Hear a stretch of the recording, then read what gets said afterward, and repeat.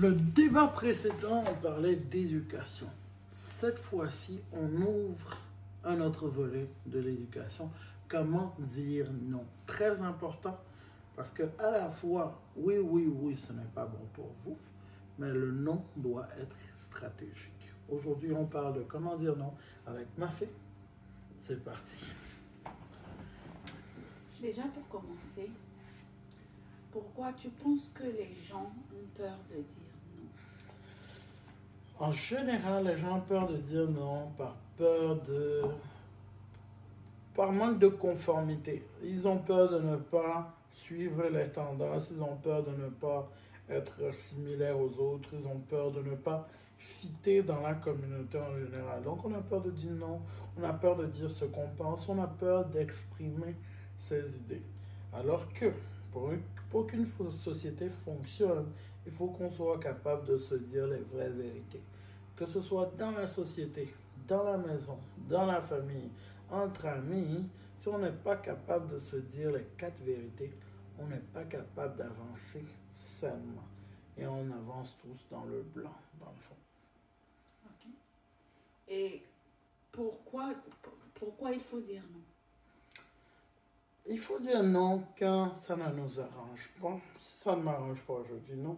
Il faut dire non quand je ne suis pas à l'aise. Il faut dire non quand je ne veux pas. Il faut dire un non clair et précis. En général, quand tu dis non, c'est que tu n'es pas satisfait de ce qui arrive. Il y a des gens qui disent non maintenant, même par réflexe. Donc, allô, bonjour, non, non, ça, c'est pas bon. Mais savoir que ton non doit être stratégique. Si tu ne comprends pas, tu demandes clarification. Si tu hésites, tu demandes explication. Si tu ne veux pas, tu le fais savoir. Si tu le veux, tu le fais savoir. Le non, le non doit être vu comme une arme stratégique. Si tu dis non tout le temps, tu seras enregistré comme quelqu'un qui dit non tout le temps.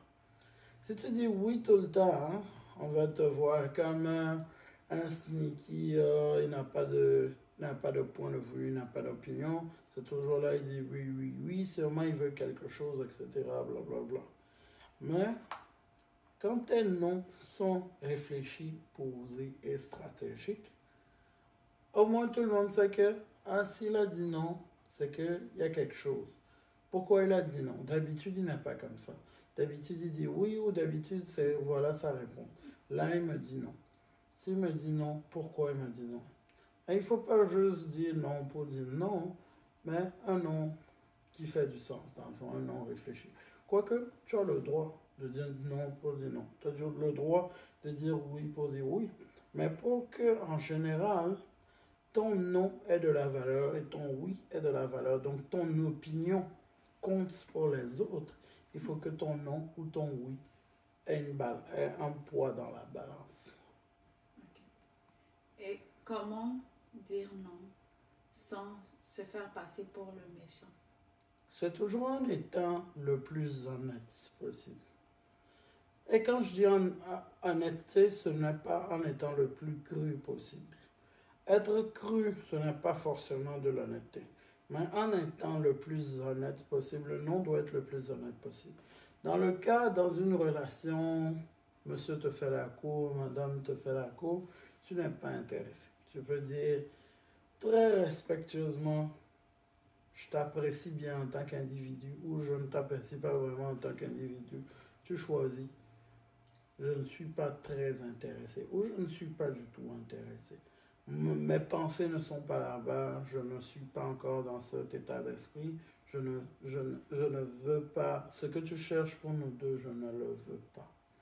Ou je ne suis pas encore là-bas, ou ça ne m'intéresse pas. Ou j'ai déjà des vues sur quelqu'un d'autre, désolé.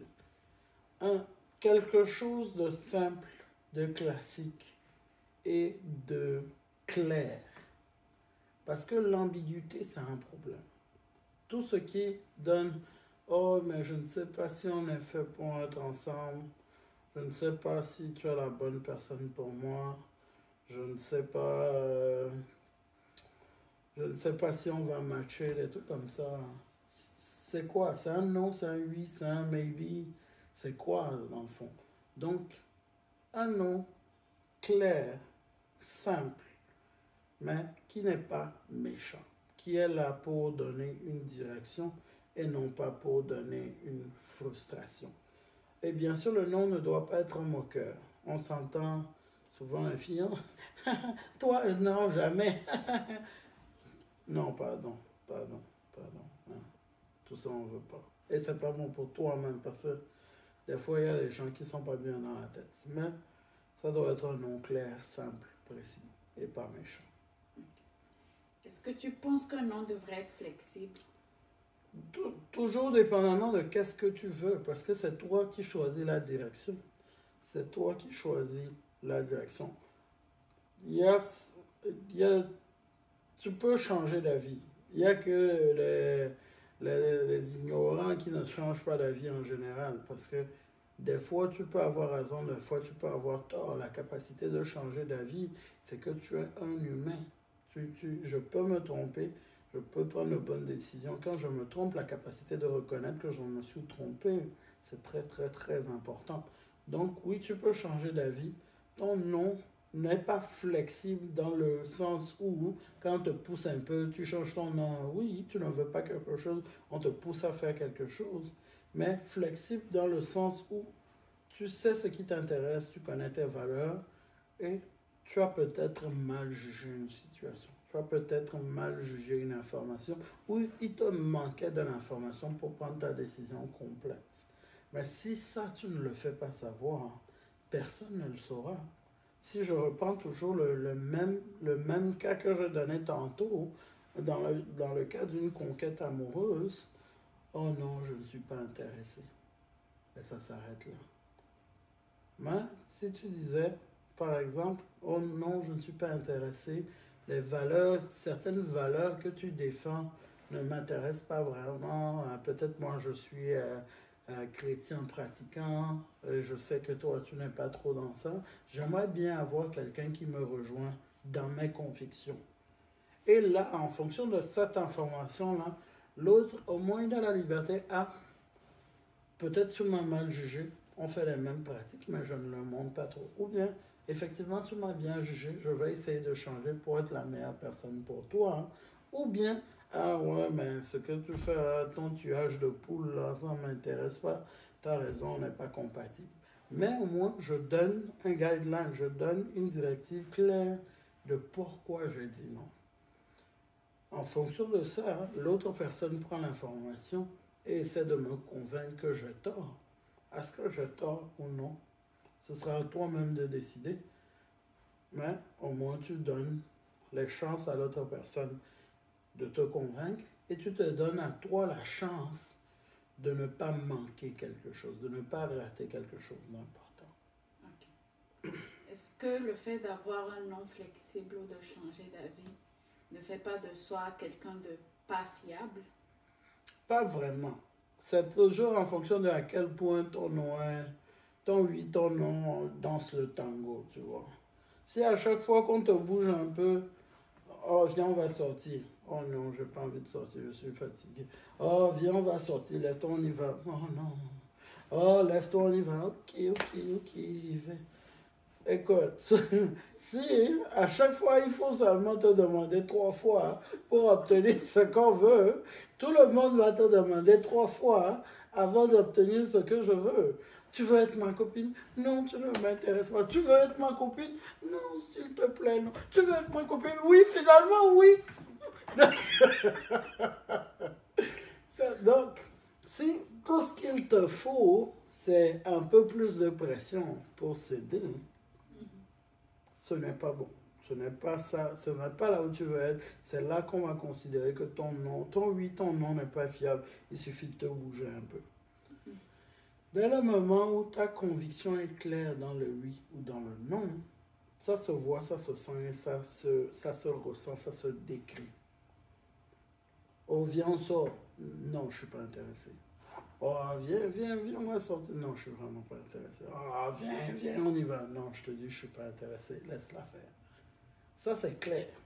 C'est très, très, très, très clair. Il n'y a pas d'ambiguïté. Je ne suis pas intéressé à sortir. Ça s'arrête là. Mais dans le moment, et tu te lèves pour aller, ou bien c'est toi qui as dit non, non, non, non, non, mais on te voit dans le bar après. Là encore, c'est un autre problème. Mais juste avoir des valeurs, faire confiance à ses valeurs, faire confiance à son opinion, penser avant de dire quelque chose, penser avant de sortir de quoi? De sa bouche, parce que la parole, comme on a dit dans une autre vidéo, la parole est créatrice, la parole déclenche beaucoup de choses. Donc, juste poser le pour et le contre, taper la balance et décider ensuite. Et qu'est-ce que tu pourrais dire à une personne qui dit tout le temps oui, oui, oui, oui, même quand ça ne l'arrange pas? Genre, ça ne t'arrange pas maintenant, je te dis oui maintenant, mais plus tard, je regrette, je me dis, oh putain, pourquoi j'ai dit oui? Écoute, c'est bien de vouloir faire plaisir, mais il y a une certaine limite. Parce que tu peux vouloir faire plaisir jusqu'à le moment où toi, tu as besoin qu'on te fasse plaisir. Ça ne fonctionne pas comme ça. Tu ne peux pas dire, ah, parce que t'es fait là, toi aussi tu vas me faire. Non, ça ne fonctionne pas comme ça. Il faut que tu fasses les choses de ton plein gré, de ton plein cœur. Dans le moment où ce que tu fais, tu ne te sens pas bien par rapport à la chose, et croyez-moi, je le fais. J'ai dit oui à des moments où je n'avais pas envie de dire oui. J'ai dit non à des moments où je savais que j'aurais dû dire oui, mais l'orgueil a fait que je dis non. Mais c'est toujours avoir cette introspection, c'est toujours revenir à soi-même, c'est toujours se demander à soi-même, est-ce que j'ai pris la bonne décision? Sans abuser, parce que moi, dans ma tête, je me fais des scénarios sur 3 générations, c'est mauvais pour la santé, en vrai, en vrai. Mais juste se demander si on a pris la bonne décision et choisir en fonction de ça. Parce que si je dis oui juste pour dire oui, si je dis non juste pour dire non, non, je ne fais que faire plaisir ou je ne fais qu'aller avec le vent. Même si je dis oui et qu'au final, ça ne me convient pas, il faut avoir le cœur et le courage d'aller et dire finalement non. C'est difficile, c'est encore plus difficile qu'au départ. Mais il faut avoir le cœur et le courage d'aller dire finalement non, ça ne m'intéresse pas. Comment savoir si ton non, par exemple, tu avais déjà dit non, et puis tu discutes avec quelqu'un, et puis finalement tu dis non. Comment savoir si le non, c'est vraiment un non qui vient de toi ou c'est un non qui a été influencé parce que tu as parlé avec telle personne ou parce que telle personne t'a influencé à dire non? On a tous une influence de quelqu'un ou de quelqu'un d'autre. On est tous influencés par quelque chose. La manière dont on réagit, on parle, on discute, c'est toujours influencé par quelqu'un. C'est presque impossible d'avoir une discussion ou un échange dénué d'influence. Parce que je réagis dû à l'influence que j'ai eue dans ma jeunesse, comment mes parents m'ont éduqué, etc. Tu réagis de la même manière. Il réagit de la même manière. Tout le monde a une certaine influence. Ce qui est important, c'est vraiment de faire le choix final. Est-ce que ça me convient? Est-ce que ça ne me convient pas? Comment je vois ça? Est-ce que je suis content avec la décision finale? Parce que très souvent, et ça je l'ai vu également beaucoup de fois, on prend une décision juste basée parce que lui m'a dit ça, lui m'a dit ça, mon frère m'a dit ça, ma soeur m'a dit ça. Ça me crée une image de toi qui n'est pas réelle dans ma tête. Et je prends une décision basée sur ça. C'est comme si tous mes frères et mes soeurs disent, oh, lui là, c'est pas une bonne fille, hein, c'est pas un bon garçon, ne t'approche pas de lui, lui il veut juste profiter de toi, il dit oui, oui, oui tout le temps, c'est pas une bonne personne.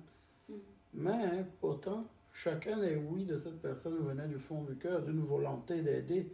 Peut-être la personne est juste comme ça. La personne est très agréable, gentille, douce. Il n'y a aucun problème pour lui d'être comme ça. Il ne le fait pas par obligation ou parce qu'il a envie de retirer quelque chose, mais par bonté de cœur. Ou tout simplement, la personne se sent seule chez lui à la maison.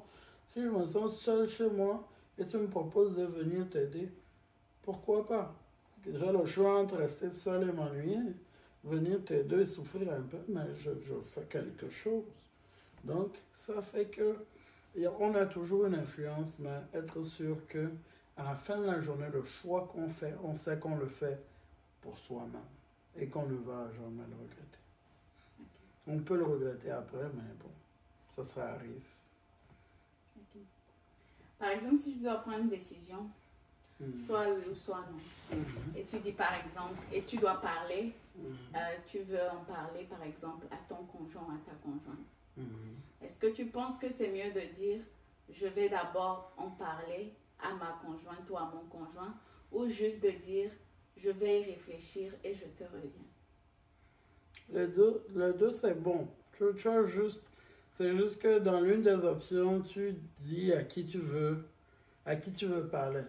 Donc, dépendamment de si la personne connaît cette personne ou non, elle a la capacité de venir influencer l'autre personne ou non. Si je dis, je vais y réfléchir, je ne te dis pas c'est quoi mes cartes, mais je te dis que je vais y réfléchir. Si je te dis, je vais parler avec mon frère, parler avec ma soeur, je vais parler avec mon conjoint, je te dis à qui je vais parler, tu as la capacité d'aller leur parler en avance et d'essayer d'influencer ta décision sur moi. Mais dans le cas où dans les deux cas, c'est bon, c'est juste une préférence personnelle à ce niveau-là.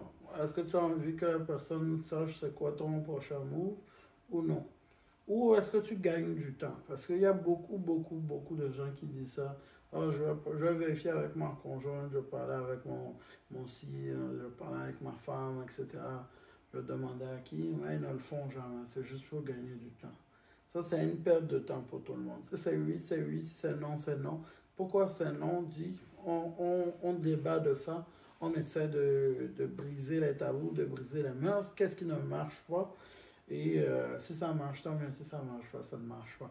Mais gagner du temps, c'est une perte de temps. Parce qu'on a un temps limité sur Terre. Et puis, dire je veux aller demander à tel ou tel. C'est une préférence personnelle. C'est bien de demander un second avis quand on doute, surtout quand on a un fort doute sur quelque chose qui se passe.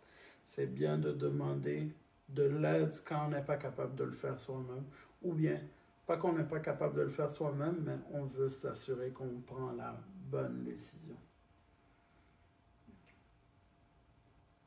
Mais c'est un point que je tiens quand même à ajouter, il ne faut pas rester bloqué dans la paralysie de l'analyse. Analysis, paralysis, ou un truc comme ça. Mais en français, c'est autour de la paralysie de l'analyse.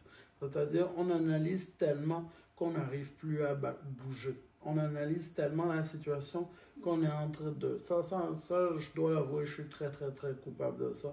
Je réfléchis tellement à la même chose que ça fait que je n'ai même pas encore bougé du point de départ. Ça m'énerve particulièrement. Mais ça, c'est quelque chose qu'il faut éviter le plus possible. Moi, je n'ai plus d'autres questions pour toi. Très bon sujet aujourd'hui. N'hésitez pas à plonger dans ce débat, débattre avec nous, mettre des commentaires. Dites-nous si vous préférez qu'on fasse des lives pour que vous puissiez donner vos commentaires en live avec nous.